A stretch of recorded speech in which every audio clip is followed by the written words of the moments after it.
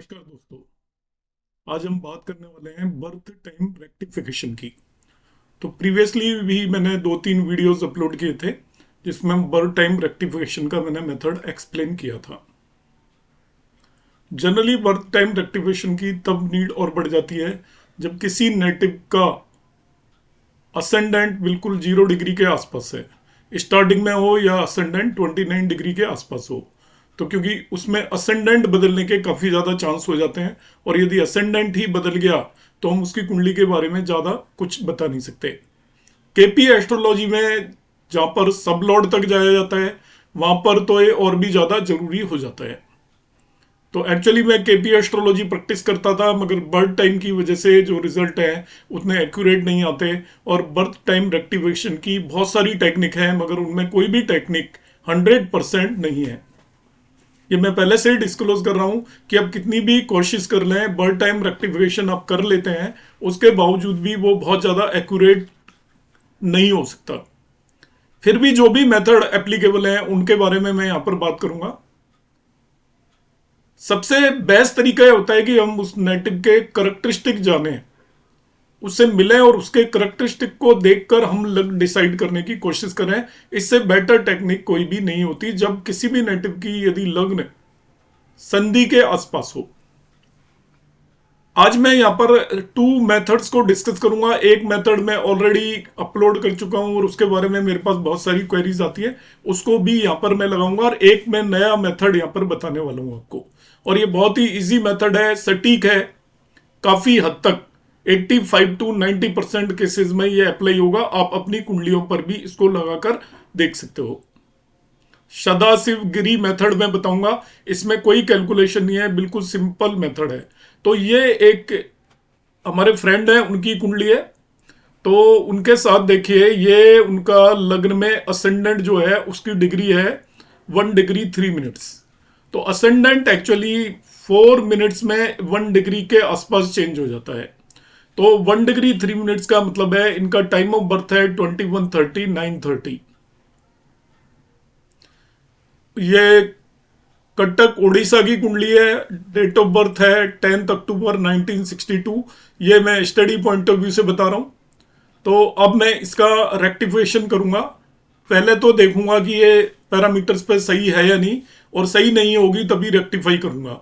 तो जब भी लग्न संधि पर किसी भी नेटिव का बर्थ हुआ हो, या उसकी लग्न संधि पर हो, संधि का मतलब है 29 डिग्री के आसपास, मतलब 28 से आप 30 डिग्री ले सकते हो, या 0 से 2 डिग्री ले सकते हो। तो उसमें 8-10 मिनट का डिफरेंस होगा, तभी भी वो आपकी लग्न बदल जाएगी।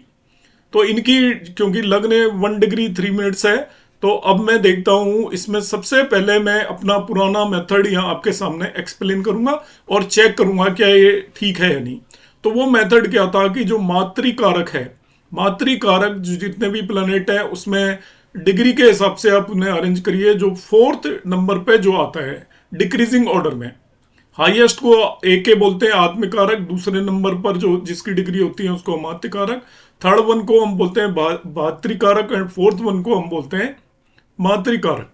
तो मातृकारक जो भी प्लेनेट है कुंडली के अंदर, वो D24 के 5th हाउस से उसका कोई न कोई लिंक बनना चाहिए। D24 चतुर्विमांसा चार्ट होता है, उसके 5th हाउस से उसका लिंक बनना चाहिए। रीजन क्या है वो मैं अपने प्रीवियस वीडियो में एक्सप्लेन कर चुका हूं, आप जाकर देख सकते हैं। बर्थ टाइम रेक्टिफिकेशन की प्लेलिस्ट में 4 या 5 वीडियोस मैंने अपलोड किए हुए हैं। तो यहां पर हम देखते हैं कि इनका मातृकारक देख लेते हैं। सबसे पहले यहाँ नीचे कारक लिखे हुए हैं बर्थ चार्ट के। तो मातृकारक ये देखिए, मैंने यहाँ पर कर्सर पहुंचा है। इनका मातृकारक एक्चुअल में है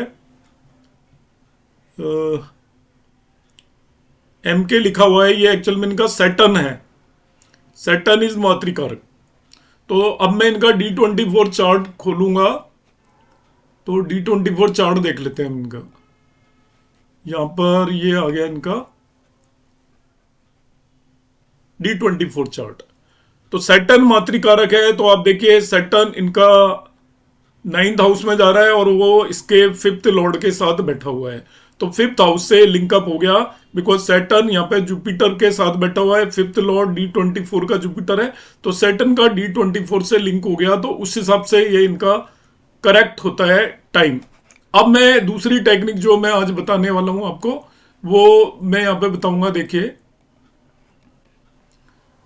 ये सदाशिव गिरी मेथड है और ये बहुत ही एक्यूरेट मेथड है। KN राव सर भी इसी मेथड को यूज करते थे फॉर रेक्टिफिकेशन, बर्थ रेक्टिफिकेशन के लिए। कुछ इवेंट से भी वो कोरिलेट करते थे, मगर इस मेथड को उन्होंने भी रिकमेंड किया हुआ है। तो इसमें सबसे पहला क्या होता है कि यहाँ पर कोई भी बॉर्न जो होता है, जिसकी बर्थ होती है, वो अपने आप में लग्न की बर्थ होती है। तो लग्न सबसे प्रीडोमिनेंट होती है, लग्न की ही बर्थ होती है। तो पर्सन का जब बर्थ होता है तो उस टाइम पर जो फर्स्ट रूल है वो यह है कि उसकी नेटिव की जो प्रत्यंतर दशा है वो लग्न लॉर्ड की होनी चाहिए। आप ये नोट कर सकते हैं फर्स्ट रूल। मैं अप्लाई बाद में करके दिखाऊंगा इस कुंडली पर कौन सा रूल लग रहा है। फर्स्ट रूल है कि नेटिव की जो बर्थ है, बर्थ के टाइम पर उसकी प्रत्यंतर दशा PD लग्न लॉर्ड की होनी चाहिए। जैसे इस केस में लग्न लॉर्ड मरकरी है, तो इनके बर्थ के टाइम की प्रत्यंतर दशा यदि मरकरी की है तो ये टाइम को मैं करेक्ट मान लूंगा। यदि लग्न लॉर्ड की नहीं है तो मून साइन लॉर्ड की होनी चाहिए। मून जिस भी राशि के अंदर है, प्रत्यंतर दशा की बात कर रहा हूं, ये दूसरा नंबर पे आप मान लीजिए, बिकॉज मून भी एक तरह की लग्न है। जो चीज लग्न से देखते हैं वो सारी चीजें मून से भी देखी जा सकती हैं। तो प्रत्यंतर दशा यहाँ पर दो आपकी क्वालिफाई हुई, एक तो मरकरी की और दूसरी होगी आपकी सैटर्न की। तो फर्स्ट रूल क्या है कि प्रत्यंतर दशा लग्न लॉर्ड की होनी चाहिए या मून साइन लॉर्ड की होनी चाहिए। इसको 1 नंबर पर लिखेंगे। 75% केसेस में ऐसा होता है। ये मैंने खुद कितनी ही कुंडलियों पर, हंड्रेड्स ऑफ कुंडलियों पर अप्लाई करके देखा है। मैंने बल्कि जो लगाया उसमें 82% केसेस में प्रत्यंतर दशा या तो लग्न लॉर्ड की मिली है या मून साइन लॉर्ड की मिली है। मगर ये बहुत एक्यूरेटली, मिनिमम भी मैं बताऊं तो 75% केसेस में ये लगता है। तो फर्स्ट रूल आप ये नोट कर लें कि प्रत्यंतर दशा जो होगी वो लग्न साइन लॉर्ड की होगी, लग्न लॉर्ड जिसे बोलते हैं, या मून साइन लॉर्ड की होगी। सम केसेस में, अब मैं नेक्स्ट केस बता रहा हूं नंबर 2। सम केसेस में जो प्रत्यंतर दशा at the time of birth वो नक्षत्र लॉर्ड ऑफ लग्न लॉर्ड भी हो सकती है। नक्षत्र लॉर्ड ऑफ लग्न लॉर्ड, जैसे यहां पे लग्न आपकी 3 है तो लग्न लॉर्ड मरकरी है, तो मरकरी का नक्षत्र यहां पर आप देखो, तो मरकरी का नक्षत्र आ रहा हस्त और उसका लॉर्ड हो गया मून। तो मून एक तीसरा प्लैनेट क्वालिफाई होता है। ये ज्यादा केसेस में नहीं होता, कम ही केसेस में होता है।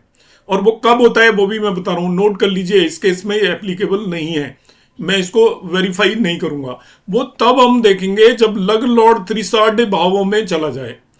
किसी भी नेटिव का यदि लग्न लॉर्ड त्रिसाढ़ भावों में 3, 6 या 11वें भाव में चला जाए, तब उस नेटिव का बर्थ लग्न लॉर्ड के नक्षत्र लॉर्ड की प्रत्यंतर दशा में भी हो सकता है।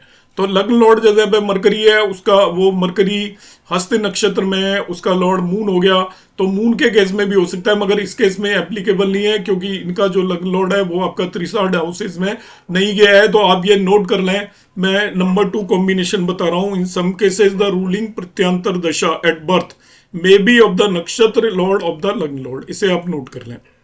नेक्स्ट कॉम्बिनेशन बता रहा हूं अब मैं आपको। बेसिकली ये फोर्थ हो गया। पहला मैंने लग्न लॉर्ड बताया, दूसरा मून साइन लॉर्ड बताया, तीसरा नक्षत्र लॉर्ड ऑफ लग्न लॉर्ड। मगर उसमें एक आपका कंडीशन है कि आपका लग्न lord should be in the त्रिसाढ़ हाउसेस। पुअरली प्लेस्ड हो, त्रिक हाउसेस में भी हो तभी भी मान सकते हो, 6, 8, 12 में या 3, 6, 11 में, खराब हाउसेस के अंदर वो है, तब आपको नक्षत्र लॉर्ड देखेंगे। फोर्थ कॉम्बिनेशन है, it can also take place in the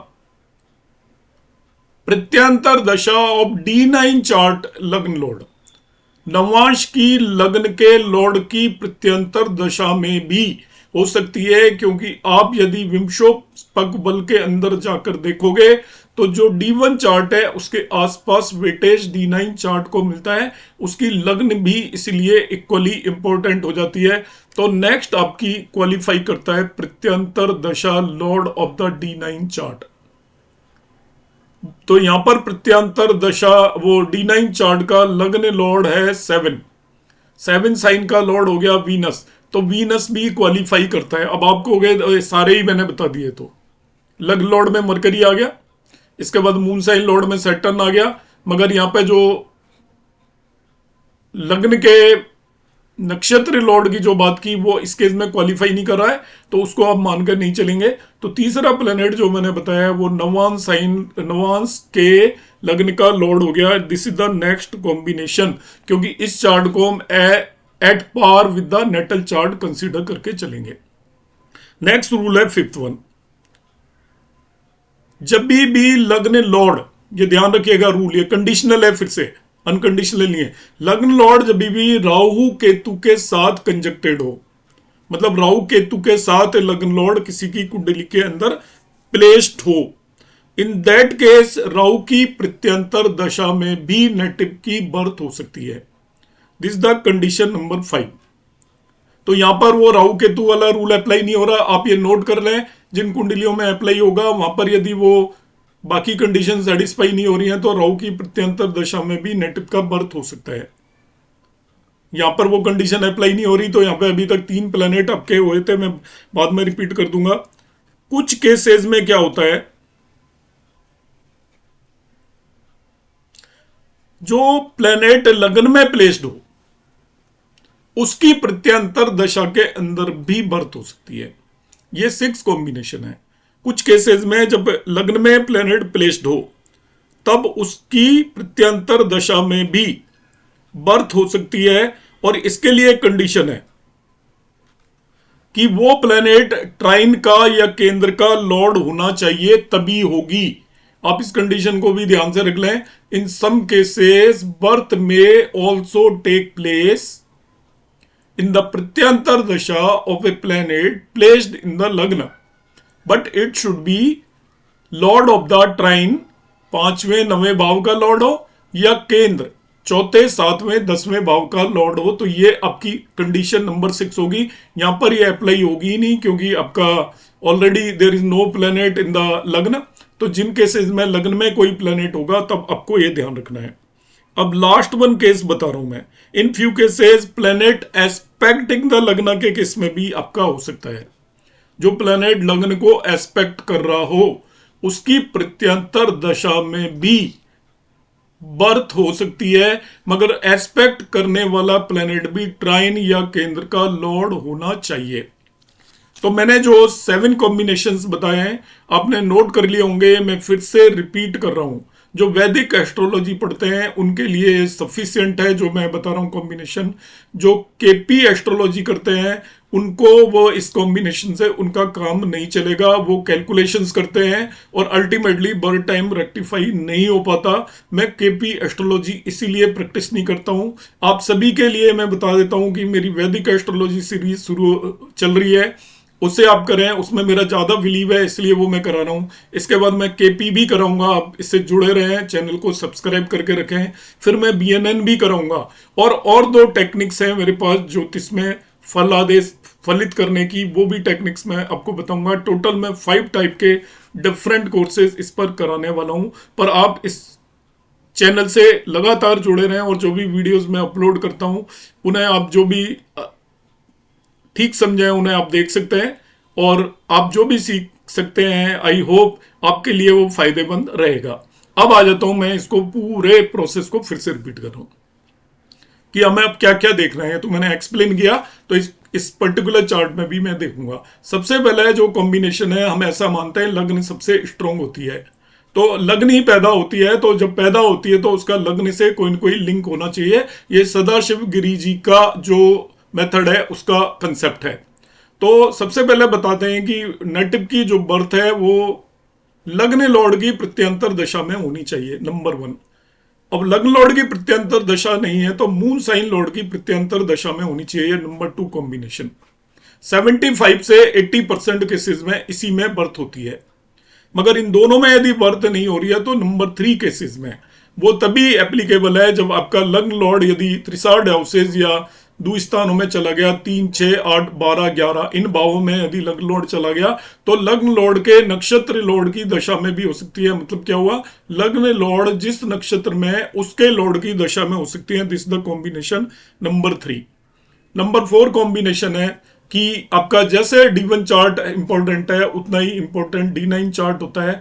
तो D9 चार्ट के लग्न लॉर्ड की दशा में भी बर्थ हो, प्रत्यंतर दशाएं सारी, ध्यान रखना कहीं मैं गलत बोल जाऊं, ये सभी प्रत्यंतर दशाएं प्रत्यंतर दशा के अंदर होगी। पांचवा कॉम्बिनेशन ये है कि जब आपका राहु केतु के साथ कंजक्टेड हो लग्न लॉर्ड, तो राहु की प्रत्यंतर दशा में भी बर्थ हो सकती है। छठा कॉम्बिनेशन है कि जब आपका कोई प्लेनेट यदि लग्न में प्लेस्ड है, प्लेनेट भी यदि लग्न में प्लेस्ड है, मगर यदि वो ट्राइन और केंद्र का लॉर्ड है, तो उसकी प्रत्यंतर दशा में भी बर्थ हो सकती है। और लास्ट वन कॉम्बिनेशन है, यदि कोई ट्राइन और केंद्र का लॉर्ड लग्न को एस्पेक्ट कर रहा हो, तो उसकी प्रत्यंतर दशा में भी बर्थ हो सकती है।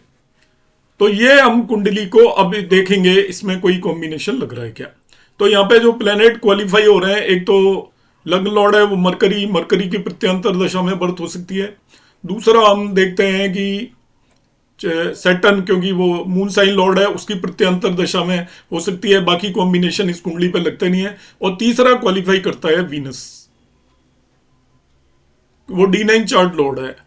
तो इनकी बर्थ जो ये टाइम दिया हुआ है, इसमें इनकी प्रत्यंतर दशा वीनस की थी, इसलिए मैं इसको और भी करेक्ट अब कंसीडर करके चल रहा हूं। मैंने दो कॉम्बिनेशन लगाए। पहला मैंने कॉम्बिनेशन लगाया था कि इनकी जो बर्थ का जो मातृकारक था उसको D24 के 5th हाउस से लिंक किया, वो लिंक हो रहा है, तो मेरा पहला कॉम्बिनेशन सही बैठा।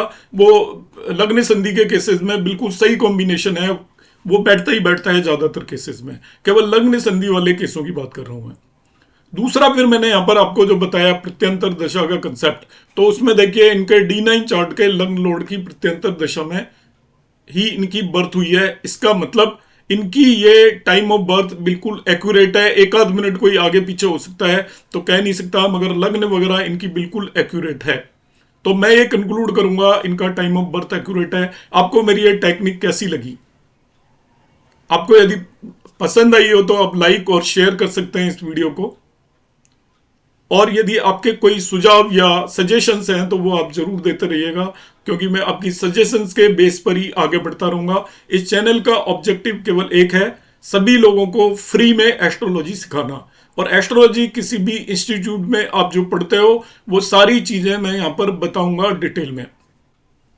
Thank you very much. नमस्कार।